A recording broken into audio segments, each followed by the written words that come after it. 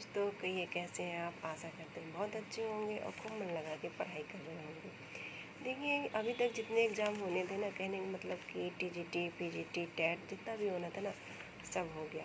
और जिनका अभी सीटेट लगा हुआ है वो तो अपने अध्ययन में लगे होंगे। इसके बाद एक नई वैकेंसी आपका रुख बदलने वाली है। कहने का मतलब आपके लिए प्रतीक्षा कर रही है, आपको बदलाव लाने के लिए। तो आप लोग इसके लिए तैयार रहिए, या तो सुपर टेट के लिए या फिर टीजीटी के लिए। जिनका सुपर टेट का इंतज़ार बहुत है वो भी अपनी तैयारी करते रहिए, और जिनका टीजीटी का है तो वो भी अपनी तैयारी करते रहिए। अभी तक ना ये हुआ कि जिन्होंने दिया हुआ है तो वो तो उनका तो रिदम पक्का पता होगा ना कि हमारी तैयारी कहाँ से कैसे रही है और क्या अभी छूटा था। तो उस तैयारी को कंटिन्यू बनाए रखिएगा, क्योंकि फिर से दोबारा उठाने में ना बहुत ही मुश्किल होती है। तो इसी तैयारी को हम क्या करते हैं, बनाए रखते हैं कंटिन्यू। और टीजीटी की तैयारी के लिए देखते हैं कादम्बरी का कथामुखम। तो चलते हैं, इसको स्टार्टिंग में देख लेते हैं।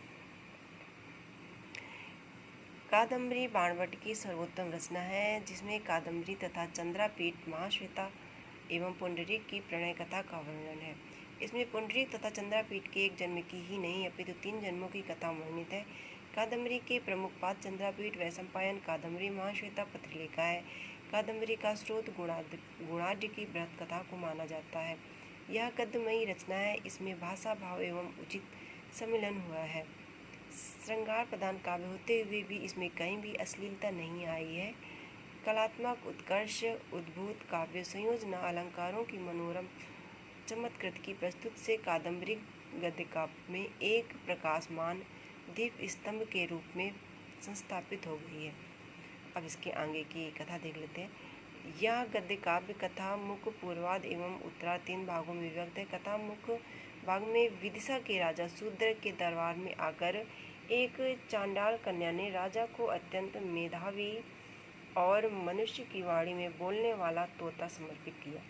राजा की पूछने पर तोते ने बताया कि मैं सुख वैशंपायन विंध्याटवी में पंपा यानी कि पद्म सरोवर के पश्चिमी तट पर स्थित सालमली वृक्ष पर अपने पिता के साथ रहता था। मेरे जन्मते ही मेरी माता का देहावसान हो गया। एक बार एक सवर सेना शिकार करने के लिए उधर आई। इसमें से एक बूढ़ा सवर पीछे रह गया और उसने उस सालमली वृक्ष पर चढ़कर मेरे बूढ़े पिता की गर्दन मरोड़कर नीचे फेंक दिया। उसके पंखों में सिमटा हुआ मैं भी नीचे गिरा, किंतु सूखे पत्तों के ढेर पर गिरने के कारण अंग नहीं टूटे और एक तमाल वृक्ष की जड़ में छिप जाने के कारण सवर की दृष्टि से बच गया। आगे क्या हुआ आइए देखते हैं। सवर के चले जाने पर मुझे प्यास लगी। ये कौन बता रहा है? ये तोता बता रहा है राजा शूद्र को। तभी स्नान के लिए जाता हुआ हारित नामक ऋषि कुमार उधर से आ निकला। उसने मुझे पानी पिलाया और अपने पिता महर्षि जाबाल के आश्रम में मुझे ले गया। वहाँ महर्षि जाबाल ने मुझे देखकर हंसकर कहा, यह अपने ही दुष्कर्मों का फल भोग रहा है। इसे सुनकर अन्य ऋषियों को बड़ा कौतूहल हुआ। त्रिकालदर्शी महर्षि जाबाल ने अन्य ऋषियों की उत्सुकता शांत करने के लिए उस सुख के पूर्व जन्म की कथा सुनाने का वचन दिया। यही कथामुख भाग समाप्त हो जाता है, यानी कि यही कथामुख भाग समाप्त हो जाता है। तो ये है हमारा कादम्बरी कथामुख का सार।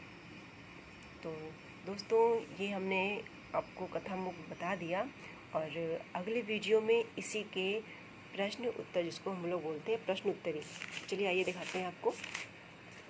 ये देखिए, वस्तुनिष्ठ प्रश्न है ना, तो ये हम आप लोगों को हल कराएंगे। इसमें 1 से लेकर के, चलिए बता दें आप लोग को, ढेर सारे दिए हुए हैं।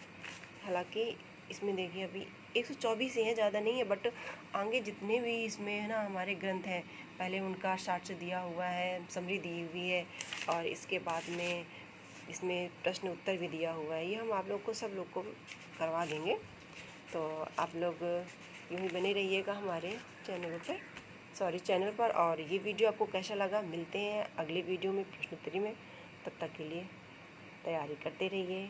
नमस्कार, धन्यवाद।